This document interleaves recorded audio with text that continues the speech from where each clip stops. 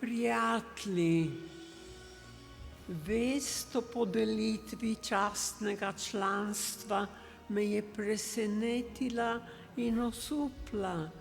Vprašala sem se, zakaj, zlasti, ker to čast prejemam hkrati s profesorjem dr. Andrejem Capudrom, ki ima na svoji strani veličastni prispevek za stranko in tudi za Slovenijo. Res je, da sva z možem vse od začetka iskreno sodelovala pri nastajanju samostojne Slovenije. Najprej v tujini, kar je manj znano, in seveda ves čas po vrnitvi v domovino.